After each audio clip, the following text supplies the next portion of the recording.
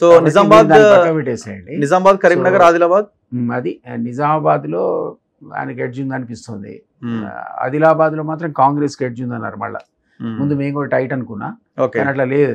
అది ఆ క్యాండిడేట్ కూడా మంచి క్యాండిడేట్ కింద కన్సిడర్ చేసి మంచి ఫీడ్బ్యాక్ ఇస్తున్నారు. సుగుణ సుగుణ అది. సో అది ఒరిజినల్లీ ఎడ్జ్ ఉన్న, మీరు అన్నట్టు బీజేపీకి ఎడ్జ్ ఉన్న అంశం అది. అది ఇప్పుడు ఈవెన్ అయింది. సో అది కూడా టైట్ ఫినిష్ అది.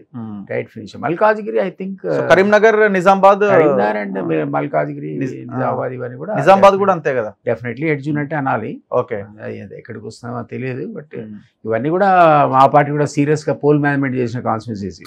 అవును. సో దానివల్ల చెప్పలేము ఇప్పుడు ఎన్నడూ లేదు. ఇప్పుడు చేవెళ్ళ అండ్ చేవెళ్ళ కాంగ్రెస్ వచ్చేస్తుంది అంటే యాక్చువల్లీ ఆయనకు మంచి ఫేవరబుల్ ఉండే కొండా విశ్వేశ్వరరెడ్డికి.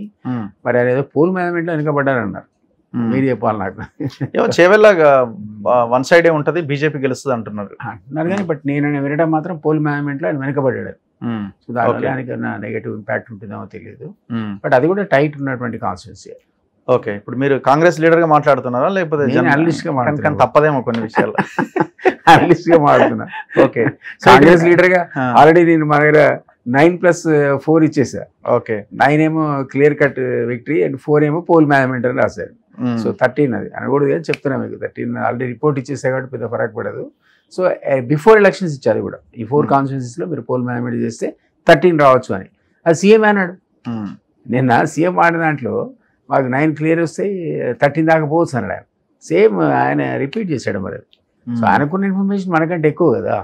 ఆయనకి ఇంటెలిజెన్స్, రకరకాల ఏజెన్సీలు 20 మంత్ సర్వే చేయించుంటాడు. ఆయననే 9 క్లియర్ అండ్ 4 టఫ్ అంటున్నాడు. 13 దాకా ఆయన వచ్చే అవకాశం ఉందనేది మాట. అదే 9 క్లియర్ అన్నాడు. సేమ్ థింగ్ నేను రాశాను. 9 and 4 ఎలక్షన్ మేనేజ్మెంట్ మీద డిపెండ్ అయి ఉంటుంది. సో ఇప్పుడు భువనగిరి ఎట్లా ఉందో?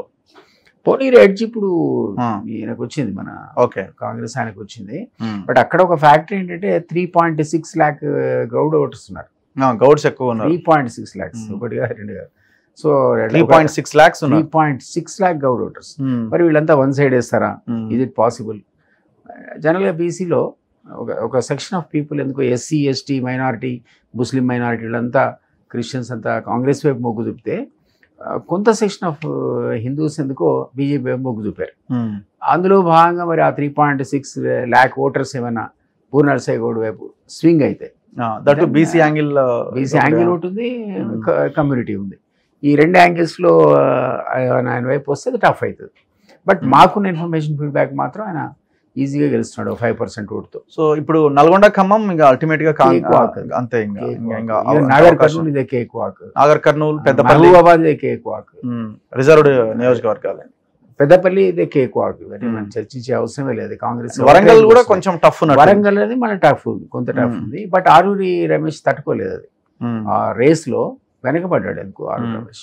ఆ కారణం చేత అది ఎడ్జ్ అమ్మాయికి వచ్చింది. అదర్వైజ్ మీరు అన్నట్టు అది టఫ్ ఉన్న కాన్స్టిట్యున్సీలో ఒకటి. బట్ తర్వాత మా వాళ్ళు బాగా పోల్ మేనేజ్మెంట్ చేశారు. అది కొంచెం కాంగ్రెస్ వైపు మొగ్గు చూపుతుంది. సో ఇప్పుడు ఓవరాల్ గా మహబూబ్నగర్ కూడా టఫ్ ఉంది.